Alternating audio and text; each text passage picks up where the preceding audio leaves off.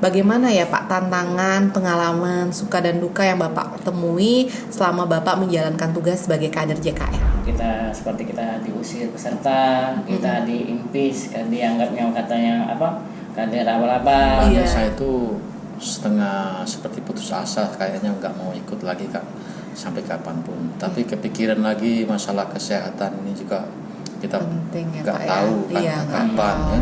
Assalamualaikum warahmatullahi wabarakatuh. Selamat pagi semuanya. Jumpa lagi bersama saya Dinca di acara Bincang Bersama Dinca.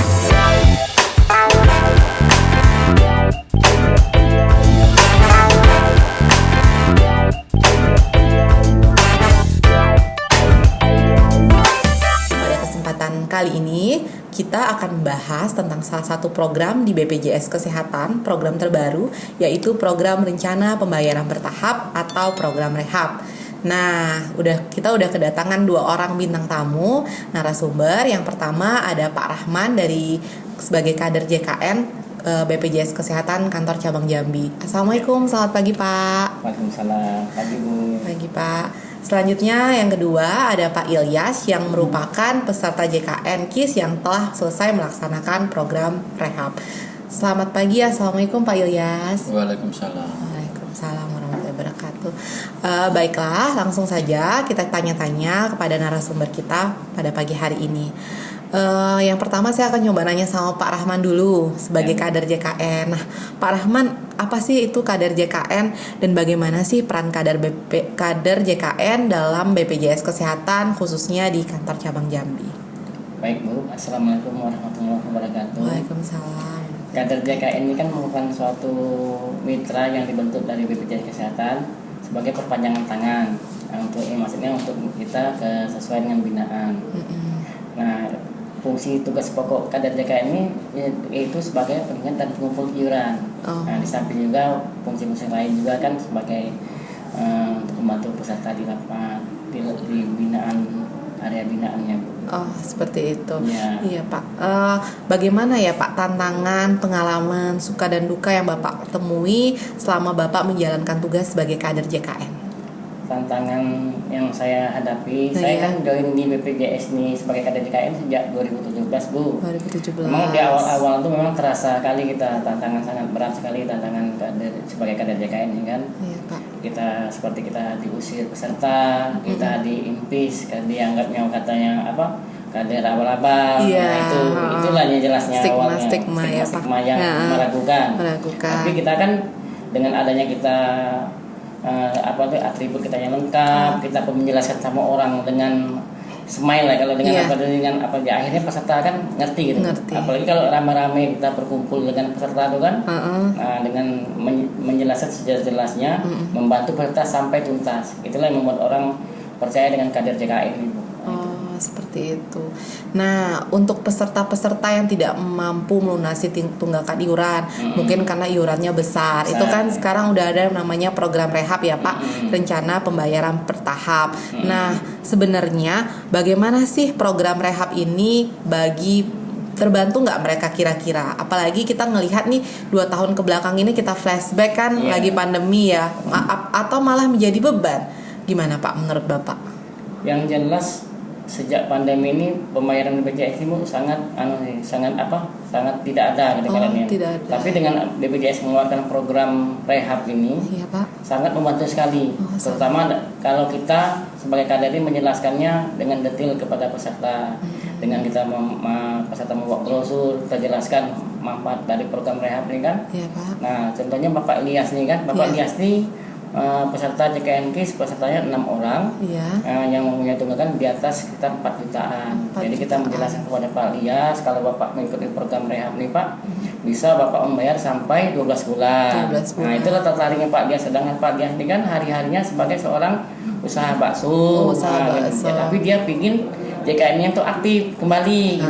Gimana caranya? Itulah saya tawarkan program rehab ini. Ternyata Pak Ilyas tertarik kan. Nah, itu Bu aninya. Untuk masalah teknisnya kan kita kan sekarang kan gampang karena kita membawa surat tagihan dari BPJS itu kan berupa kertas kan. Tapi setelah kita caranya untuk mendownload aplikasi, kita download dulu aplikasi Bapak peserta nih, kita kita lihatkan dulu Pak Ilyasnya benar yang kita kirim itu sesuai dengan online-nya. Ternyata benar. Dan ternyata Bapak ini juga kan mempunyai beberapa putra putri itu kan. Nah, dia saya pandu sendiri Bu. Saya suruh mendownload aplikasi. Setelah itu selesai download selesai semua sesuai dengan apa yang saya kirimkan ke peserta. Ternyata peserta itu senang untuk ikut rehab kan, bisa dibayar sampai 2 bulan. Kita adakan dulu, kita simulasikan dulu. Kalau dia mau 12 bulan sekian, kalau dia mau 3 bulan sekian. Akhirnya peserta milih 3 bulan. Oh, jadi Pak Ilyas ini milih 3 bulan. 3 bulan. Oh. Nah, dari bulan awal setelah muncul target pertama, saudara Pak melakukan pembayaran, Bapak melakukan pembayaran kan. Nah, bulan kedua kebetulan pada saat bulan kedua itu kan lebaran, tetap dibayar sampailah yang bulan ketiga itu bulan Juni ini. Bulan Juni saya bilang Pak, kalau mau pelunasan Bapak tinggal ada menu di bawahnya terakhir itu menu pelunasan, jangan lupa klik itu. Kalau itu tidak diklik nanti Bapak cuma timbul tagihan yang ketiga, tapi ada lagi tunggakan masih berjalan. Terbaca tunggakan berjalannya. Jadi Bapak klik pelunasan. Itu yang saya baca di brosur kan. Akhirnya setelah di pelunasan ternyata kan dibayarkan, langsung aktif kartunya. Karena beberapa peserta yang saya berhasil rehab modal semua Bu. Saya kan ada 4 binaan saya nih, jadi kan menyebar. Jadi kalau kita program rehab ini langkah awal untuk kita ke peserta tuh kita ajukan brosur rehab tuh ke peserta, kita gaung-gaungkan lah program rehab ini Bu di mana-mana kan. Jadi peserta kan tahu. Iya. Baik, terima kasih Pak Rahman. Selanjutnya saya mau nanya-nanya ke Pak Ilyas nih. Nah, kalau dari Pak Ilyas sendiri, pengalaman Bapak bagaimana ya selama mengikuti program rehab? Ada masalah enggak atau seperti apa, terbantu? Gimana Pak? Disilakan. Assalamualaikum. Waalaikumsalam. Alhamdulillah Bapak Ibu. Ya. Semenjak adanya program rehab ini, saya sangat agak terbantu sekali karena tadinya mulanya saya itu setengah seperti putus asa, kayaknya nggak mau ikut lagi Kak sampai kapanpun. Tapi kepikiran lagi masalah kesehatan ini juga kita nggak tahu kan kapan ya. Kalau sementara berobat itu di mana-mana. Jadi kebetulan ada saudara kita datang ke rumah menyampaikan program rehab ini dari BPJS. Jadi setelah saya teliti, saya pikir-pikir rupanya bisa dicicil, walaupun berat bagaimanapun bisa dicicil. Maka inilah saya dengan adanya ini terasa sangat terbantu. Maka alhamdulillah saya selesaikan sampai selesai, alhamdulillah. Sekarang BPJS saya sudah aktif kembali. Boleh tahu Pak, kemarin tunggakannya berapa ya Pak? Sekitar 4 jutaan. 4 jutaan. Berarti pelunasannya itu dalam waktu 3 bulan. Ya, pas kebetulan ada rezeki. Ada rezeki ya Pak ya. Bakso lagi rame lebaran. Lagi rame lebaran ya Pak ya. Maklum saya ini bukan penghasilan tetap. Iya Jadi Pak. kadang ada, kadang enggak. Tapi pas lagi ada rezekinya, alhamdulillah dilunasi dulu ya. Karena kita tidak tahu memang Pak kesehatan ini ya Pak ya. Ya kita pasti berdoa untuk selalu sehat, tapi kita kan tidak tahu ke depannya seperti apa gitu ya Pak ya. Iya Pak. Terima kasih Pak Rahman dan Pak Ilyas. Semoga Bapak senantiasa selalu sehat dan selalu dalam lindungan Allah SWT. Amin.